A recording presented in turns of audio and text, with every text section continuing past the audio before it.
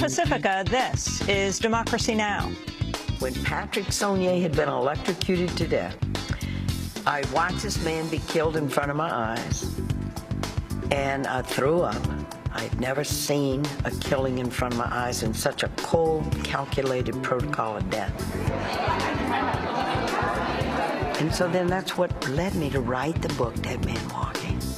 Today, a special on the death penalty with Sister Helen Prejean. It's the 20th anniversary of her best-selling book, Dead Man Walking, that became a feature film. We'll also be joined by Bill Pelkey.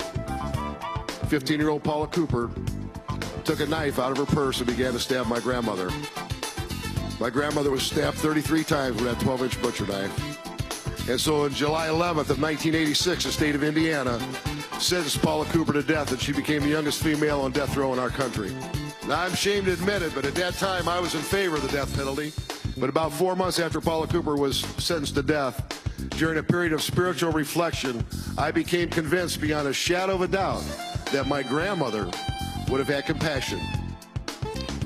On Monday, the state of Indiana released Paula Cooper from prison. Bill Pelkey has traveled to Indiana with the hope of meeting Cooper. But first, we get reports from the massive protests in Turkey and Brazil. And we remember journalist Michael Hastings, who died in a car crash on Tuesday. The reporter who brought down Stanley McChrystal and exposed the grim realities of war was just 33 years old. All that and more coming up.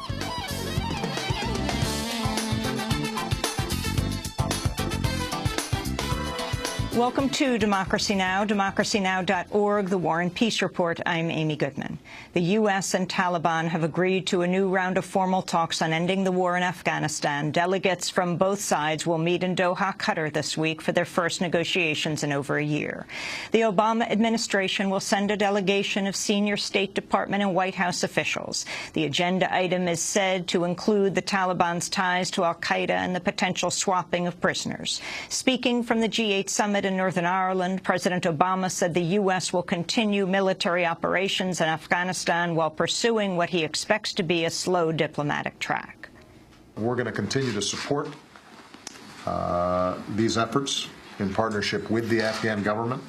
I want to repeat, we don't anticipate this process will be easy or quick, but we must pursue it in parallel with our military approach, and we, in the meantime, remain fully committed to our military efforts to defeat al-Qaeda and to support the Afghan National Security Forces.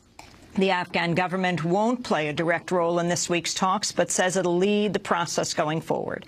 On Tuesday, Afghan President Hamid Karzai said he expects the negotiations will move to Afghanistan after an undetermined number of meetings in Doha.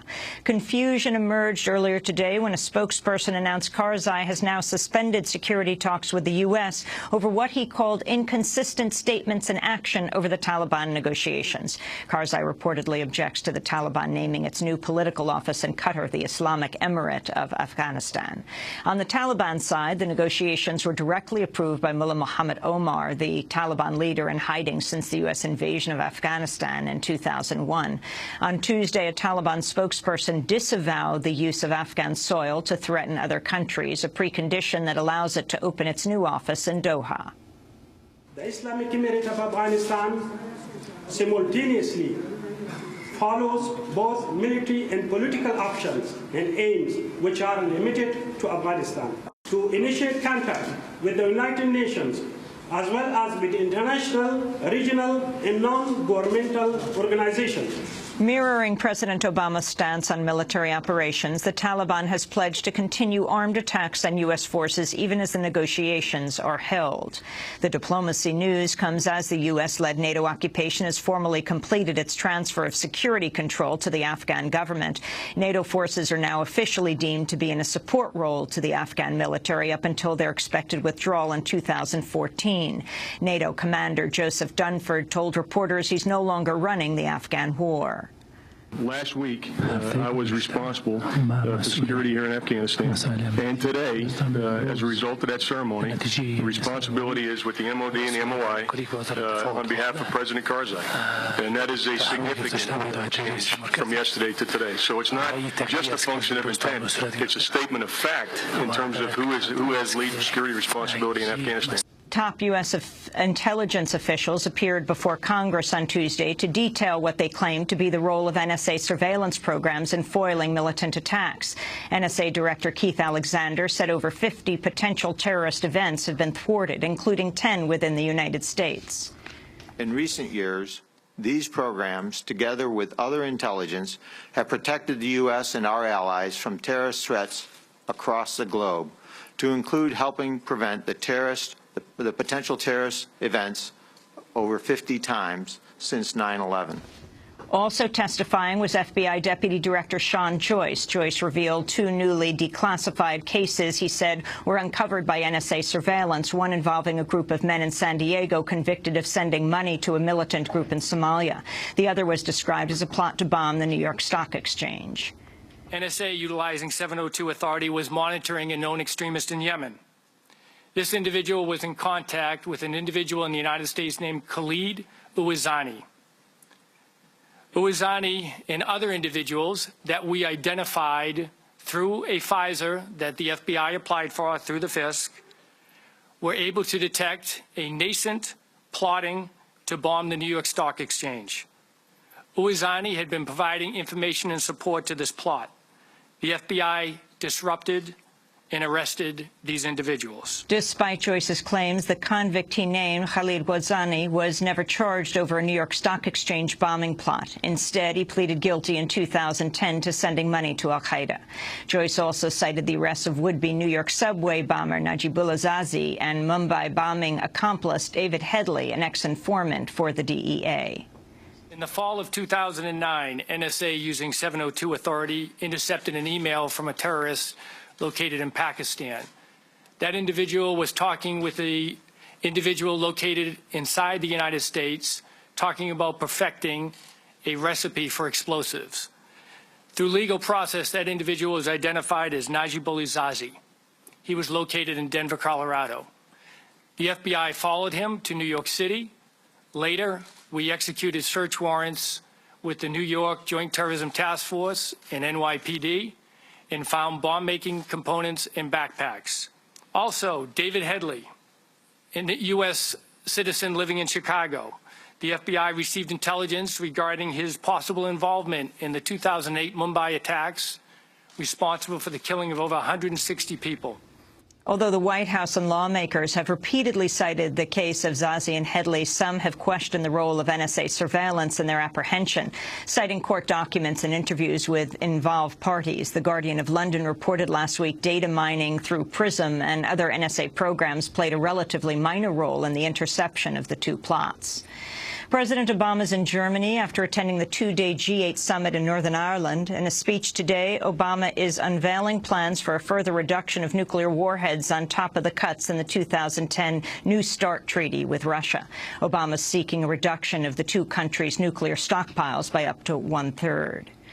The Republican-controlled House has approved a measure that would ban abortion after 22 weeks of pregnancy, which anti-choice activists believe marks the point at which a fetus can feel pain. The vote was 228 to 196, mostly on party lines. It's the harshest anti-abortion bill in a decade to come before Congress. The bill's sponsor, Republican Congressmember Trent Franks of Arizona, sparked controversy last week when he claimed the rate of pregnancies resulting from rape is very low. President Obama's vowed to veto the bill, and the Senate is unlikely to even bring it up for a vote. Federal appeals courts have recently struck down similar measures in Idaho and Arizona. Although other bans remain in place in several states, in a statement, the American Civil Liberties Union said, quote, "This ban shamefully plays politics with women's health and has no place in our laws." Former employees of the financial giant Bank of America are claiming they were encouraged to push customers into foreclosure, including by lying. In sworn statements added to a multi-state class action lawsuit against Bank of America last week, the employees described regularly misleading homeowners seeking loan modifications and rejecting their applications for phony reasons. The employees allege Bank of America used the federal government's Home Affordable Modification Program, or HAMP, to rake in as much federal money as possible before ultimately foreclosing on the homeowners the program was meant to help. Simone Gordon, a former loan-level representative, said, quote, We were told to lie to customers and claim that Bank of America had not received documents it had requested. In return for their deceitful practices, the employees say they were paid cash bonuses for the foreclosures they helped cause. The claims were first reported by the website ProPublica. Bank of America says the former employee's statements are rife with factual inaccuracies and has vowed to respond in court next month. Targets of the New York Police Department spying on Muslim Americans have filed a federal lawsuit against what they call unconstitutional religious profiling and suspicionless surveillance. In the years following the 9/11 attacks, the NYPD secretly infiltrated Muslim student groups, sent informants into mosques, eavesdropped on conversations, and created databases showing where Muslims lived, worked, and prayed. The NYPD admitted last year the spying failed to yield a single terrorism investigation or even a single lead. On Tuesday, New York City Muslims who were swept up in the spying filed a landmark suit accusing police of violating their civil rights. Plaintiff Asad Dandia described his run-in with a man who turned out to be a police informant. In March of 2012, I was approached by a 19-year-old man. He came to me telling me that he was looking for spirituality and that he was looking to change his ways. He said he had a very dark past and he wanted to be a better practicing Muslim. So I figured what better way to have him perform his obligation than to join this organization. In October of 2012, he released a public statement saying that he was an informant for the NYPD. When I found out, I had a whole mixture of feelings. Number one, I was terrified and I was afraid for my family, especially for my younger sister who were exposed to all of this. I felt betrayed and hurt because someone who I took as a friend and a brother was lying to me. In a statement, the American Civil Liberties Union, which helped file the suit, said the plaintiffs are asking a federal court to stop the NYPD's Muslim surveillance program and to bar future spying based on religion in the absence of reasonable.